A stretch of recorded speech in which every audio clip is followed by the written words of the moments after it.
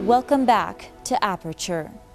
In the first section of the program, we saw how in the months preceding the war, the evidence to invade Iraq were fabricated and exaggerated to deceive the public. In such an atmosphere, Dr. Kelly, a weapons inspector of great competence and integrity, reveals the truth and is harshly criticized and put under pressure, and a short time later is found dead under suspicious circumstances. Stay with us as we scrutinize the details of this case.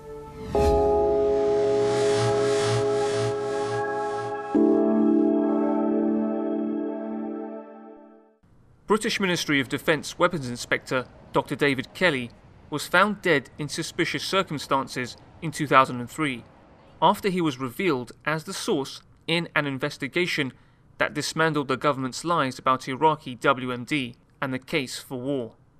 The controversial Hutton inquiry, set up to investigate Dr. Kelly's demise, was seen by many as an extension of the government's cover-up, and as more evidence came to light, it soon became clear that the death of Dr. David Kelly was still an open case.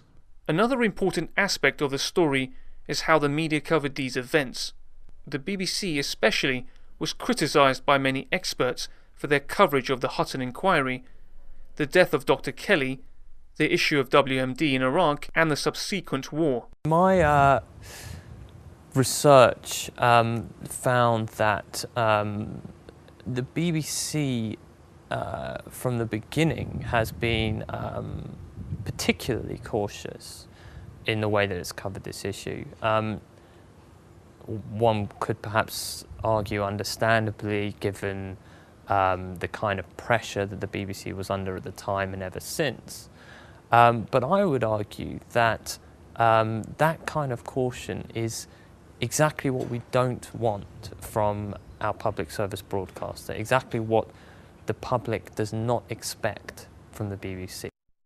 The intelligence community remains convinced weapons of mass destruction will be found in Iraq.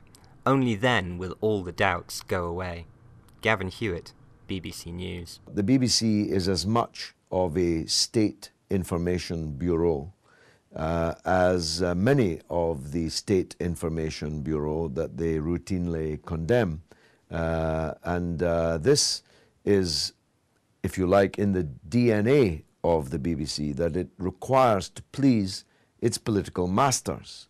And in the aftermath of the Iraq War, we saw this in all its ugliness, the way in which the then Blair government was able to completely defenestrate the leadership of the BBC, getting rid of the chairman of the Board of Governors, as they then were, getting rid of the Director General, as he then was, Greg Dyke.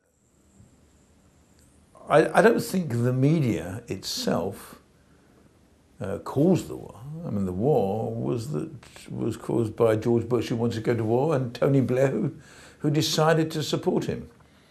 But without media on side, I think, or without some of the media on side, I think Tony Blair would have had great difficulty getting the decision to go to war through the Houses of Parliament. In reaction to the widespread criticism and pressure from the public on one hand and the government on the other, the BBC issued a statement on the 28th of January 2004. The statement reads, "The BBC does accept that certain key allegations reported by Andrew Gilligan on the Today programme on May the 29th last year were wrong, and we apologise for them. We would point out again that at no stage in the last 8 months have we accused the Prime Minister of lying, and have said this publicly on several occasions. Although some groups are vocal in rejecting the ruling that this was a suicide, not everyone finds fault with Hutton's verdict." And essentially, the 45-minute point was probably the most important thing that was added, and the reason it hadn't been in the original draft was that it only came from one source, and most of the other claims came from two, and the intelligence agencies say they don't believe it was necessarily true because they thought the person making the claim had actually made a mistake. A lot of the things which seem superficially suspicious about his death actually have perfectly plausible explanations. The relative lack of blood has been described by a group of doctors the other week as suspicious. They say he couldn't have died from cutting cutting as he did the ulnar artery, which is a small artery that closes up when it's cut. Now, that may or may not be true, and in fact the pathologist who did the original post-mortem has been in the papers this week saying there was actually quite a lot of blood and he could easily have bled to death from the ulnar artery alone. However, the ulnar artery was only, the cut to the ulnar artery was only one cause of death. The full cause of death is a combination of that with two other things: the fact that it was his long-standing heart condition and the fact that he swallowed 29 coproximal tablets, a powerful pain-killing tablet. And a lot of pathologists have said that the combination of those three things, the interaction of them, is a totally and perfectly plausible cause of death. Because of the interest in the political issues that formed the backdrop to Dr. Kelly's death, a significant number of people have raised concerns about his death and the process used to investigate it, and have called for a new inquest to be set up. At this stage, only the High Court can order an inquest, and then only on an application made by me or by another with my consent. I was asked last year to make such an application, and have since then been provided with a large amount of information which is said to support the case for an inquest. Mr. Speaker, having given all the material that's been sent to me the most careful consideration, I have concluded that the evidence that Dr. Kelly took his own life is overwhelmingly strong. Further, there is nothing I've seen that supports any allegation that Dr. Kelly was murdered or that his death was the subject of any kind of conspiracy or cover-up.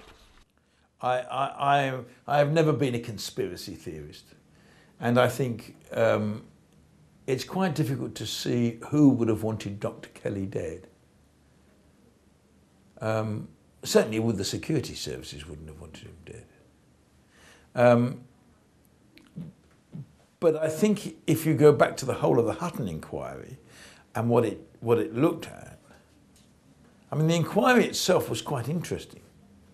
The only trouble is Lord Hutton drew conclusions that no sane person could have drawn.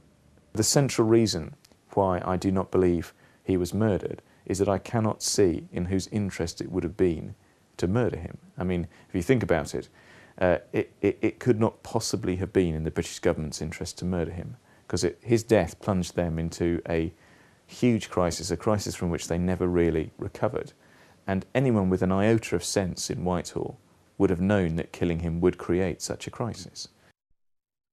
Challenging the verdict, anaesthesiology specialist Dr. Searle Sennett, diagnostic radiology specialist Dr. Stephen Frost, Dr. Christopher Burns-Cox, Dr. Andrew Rouse, and retired surgeon Dr. David Halpin submitted evidence to the Attorney General in 2011. They were applying for a new inquiry into Kelly's death. We interviewed Dr. Halpin in December 2011 after the court refused their request. You don't bleed to death from cutting the ulnar artery in your wrist. That, as a surgeon, many surgeons will tell you, doesn't happen. That's what was said to have happened to Dr. Kelly. The other thing which hasn't changed is there's still no inquest. Do you understand me? Yes. There was no inquest worth its salt 8 years ago, or 8.5 years ago, and there's been no inquest today. Edward Mint and Mary Cheetham are local citizens of Farringdon in Oxfordshire, where David Kelly died. They, like many others, are dismayed by the refusal to hold an inquest. I just can't believe that when David Halpin made this application to the Attorney General for a judicial review, that Howe Grieve could say there was no justification for reopening the inquiry or having an inquest. I would have thought there is loads of things to be answered. And then we have the coroner at the time, Nicholas Gardner, saying he was sort of lent on. There was no suggestion that he should not hold an inquest. Far too many things are completely wrong with the whole business. At first, we didn't take an awful lot of notice because it seemed to go... Everybody said that Dr. Kelly had committed suicide. Right from the start, it was assumed that. Of course, very nicely for the powers that be. But then we began to query the whole thing. And I actually bought 4 copies of Norman Baker's book, and I've passed them around my friends and anybody who was interested, and I think they too have become convinced that Dr. Kelly was murdered. In May 2006, former Lib Dem MP Norman Baker resigned from the Shadow Cabinet to pursue an investigation into the alleged murder of Dr. David Kelly. In his book, The Strange Death of David Kelly, he writes, "I believe there are enough doubts, enough questions, enough of a smell of stinking fish to justify reopening this episode officially. As far as the government's actions are concerned, we need a full and independent inquiry into the events that led us into war, and those that followed in the years after, when British troops were in Iraq. As far as Dr. Kelly is concerned, we owe it to a good man to set aside the face of a process that occurred, and create a new process that inspires public confidence and examines this matter officially, openly and honestly, and with the rigour that the people of this country are entitled to expect." Experts maintain that the Hutton Inquiry's findings retain little to no credibility in light of evidence surrounding Dr. Kelly's death. Lord Hutton refused to call the head of the Thames Valley Police investigation, Alan Young, to give evidence. The South Central Ambulance NHS Trust claims to have lost the patient report form completed by paramedic Vanessa Hunt at the scene of Dr. Kelly's death, and Dr. Kelly's death certificate does not state a place of death. We thought there would have been more blood over the body if someone bled to death. What sort of experience have you got in going to attempted suicides and where people have indeed slashed their wrist? Well, everyone that works for the ambulance service has been to that type of injury, and yes, there's usually more blood around. Do people normally die from that sort of injury? I've never been to one that's died yet. You've been to a number of them? Yeah. A good example is the evidence that the police had gathered. You know, the journalist Miles Goslett and others, Baker, Norman Baker the MP, another journalist, Garrick Older, through Freedom of Information requests, have got out very important evidence which should have been put before the Hutton Inquiry. It was withheld from the Hutton Inquiry. One of the key things is that there were no fingerprints on the handle of the knife. That Thames Valley Police had conducted a series of tests on items found with Dr. Kelly's body, and they'd searched for fingerprints and DNA evidence, and they'd found that in fact there were no fingerprints on any of the items found with his body. Personal items like his glasses, his wallet, keys, his watch, none of these things had any fingerprints on them.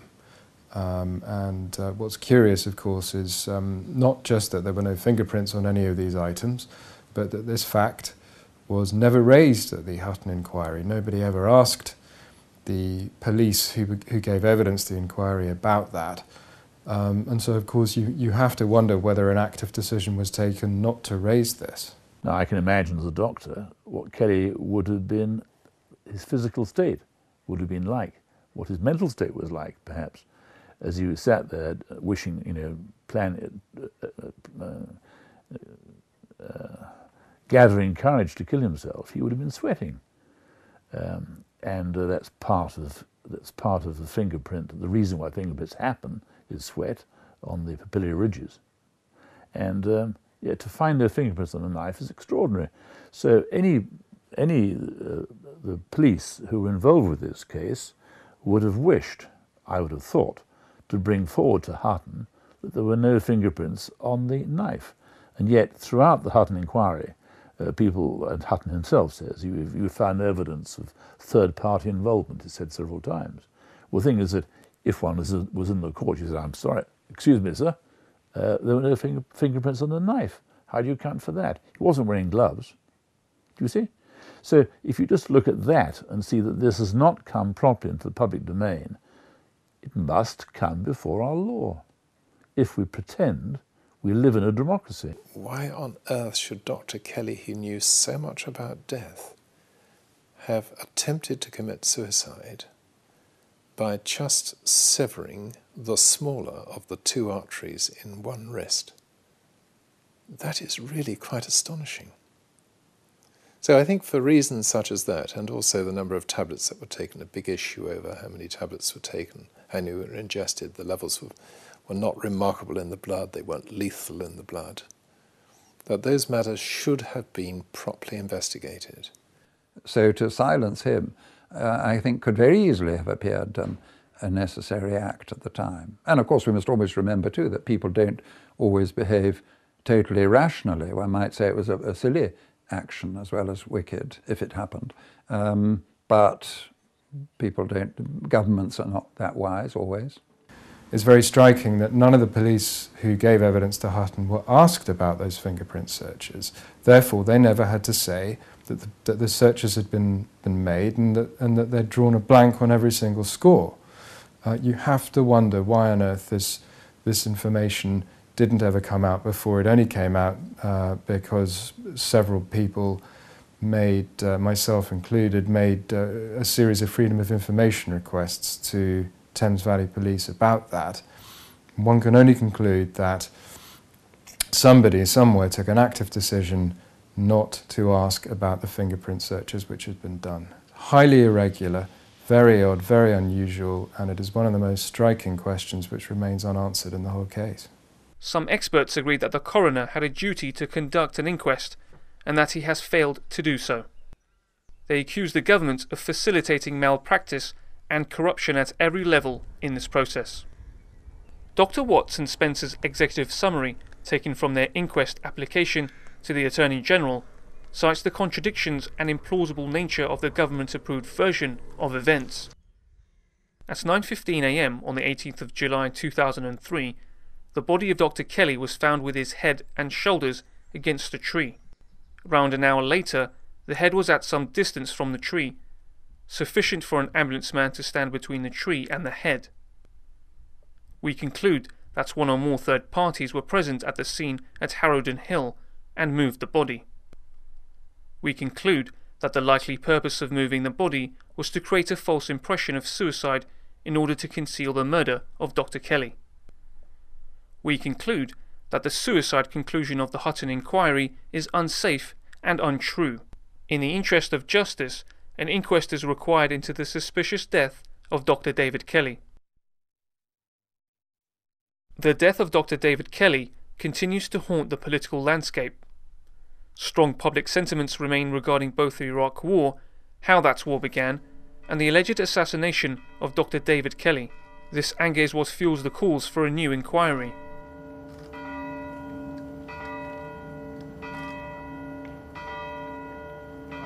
I don't have a personal view as to exactly what occurred, but I do feel that we haven't yet had a proper exploration of all the facts, even the facts that are known, let alone those that haven't yet been brought to light. And I think there would be more to come to light if the proper people were interviewed. The medical contradictions and improprieties did not receive the media attention revelations of this magnitude require. This possible self-censorship saw many journalists simply overlook the glaring inaccuracies of the government-approved story. In his report on the failure of the mainstream media, analyst Justin Schlossberg suggests that it was the adherence to a general consensus, a so-called safe zone of news, that led to journalistic blunders and oversights. Schlossberg's investigation also throws light onto the worrying trend by many corporate media outlets of simply accepting the official version of events without question or any form of adequate investigation. There is very telling use of particular language and particular frames, both in the introductions and the conclusions to the report, that if you look closely at them, very much stray from the impartiality doctrine that television broadcasters tend to adopt in this country, and very much were strongly suggestive that any idea or that the campaign to reopen an inquest was based on false pretenses, that ultimately the official verdict was safe, that the government had opened the gates of secrecy and published all the documentary evidence which campaigners had demanded be published, which was completely factually inaccurate. The war against Iraq, coupled with the desecration of the rule of law at home and the unsolved death of Dr. Kelly, has damaged the public trust in government to a great extent. The fact that numerous British governments have blocked an inquest into Dr. Kelly's death whilst imposing draconian laws to curtail freedom of speech and dissent points to a bleak and self-defeating strategy. Public interest in solving the case of Dr. Kelly has not abated in the years since his death. I think it's sensitive. I think you have to make a distinction between those things that people are actually going to do something about and those things that simply bother people. And in that sense, it's the second category. It bothers people. It worries people. Remember that we had, for example, the largest demonstration in British history by a long way ahead of the Iraq War. We say in the anti-war movement, we say it was 2 million people. Nobody knows. But the point is that there are hundreds of thousands of people out there who did what they have never done before in their life, which is to march in the street. This issue has actually, if anything, has grown in terms of capturing the attention of campaigners and of the news media themselves, who initially paid virtually no attention at all to the problems surrounding the official verdict of Kelly's death, as did the Hunt report itself largely overlook that issue. So when, for example, some news item comes up about David Kelly, or some doctors report on it, or ambulance workers or whatever, then there is a definite level of interest. It's not some story that the media are just interested in. There's clearly, the media interest corresponds to a public interest as well. The Iraq inquiry, chaired by Sir John Chilcot, was dismayed by many as a nonsensical bit of political theatre. Toothless posturing, which sought to examine Britain's role in Iraq. The inquiry had no legal authority or power to enforce any conclusions it may have reached, and some even went so far as to suggest it was merely a stage for former Prime Minister Tony Blair to regurgitate his line on the Iraq War. Many politicians and experts were seen in front of the theatre. That was the Chilcot inquiry. People like Tony Blair. Good afternoon and welcome. Hans Blix. Alistair Campbell and Claire Short set the scene. I wanted to make that clear, that, of course, I regret deeply and profoundly the loss of life, whether from our own armed forces, those of other nations, the civilians who help people in Iraq, or the Iraqis themselves. And I just wanted to say that because I think it is right to say it, and it's what I feel. Thank you. Now, if I... Be quiet, please. Please. Be quiet, please. The truth in the end does come out. And however much it costs, and however many years it takes, I believe the same will be true of the Iraq story and the attendant associated story of what happened to David Kelly. Dr. Stephen Frost, one of the experts leading the call for a fresh inquest, stated that every medical student is taught that the coroner's duty is to speak for the dead to protect the living, and without coroners and inquests, nobody is safe. I was taught that to lie was a cardinal sin. I hate lies. I love my country. And I do not want to see my country wallowing in lies which are never resolved. A catharsis is required. And Kelly would be part of that catharsis. I propose that we should sit in silence for a few moments out of respect for all those from the United Kingdom and its allies and in Iraq who lost their lives in this period. Many programmes have been made about the war in Iraq and the way the UK and the US justified it.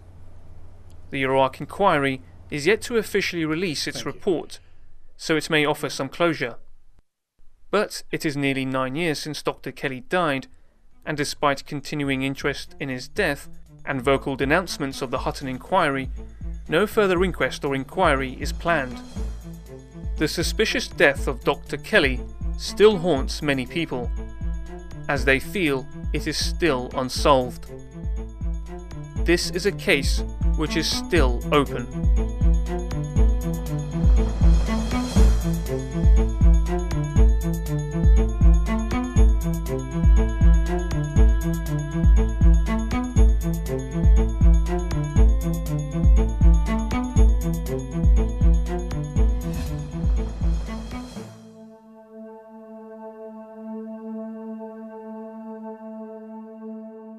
Just as we have seen, the government's approved version of Dr. Kelly's death is rife with contradictions, inadequacies, and unanswered questions.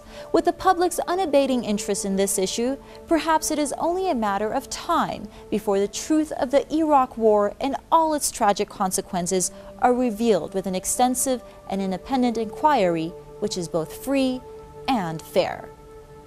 Please feel free to share your thoughts and opinions by sending your emails to documentary@presstv.ir and by visiting us on Facebook and Twitter. Thank you for watching and join us next week.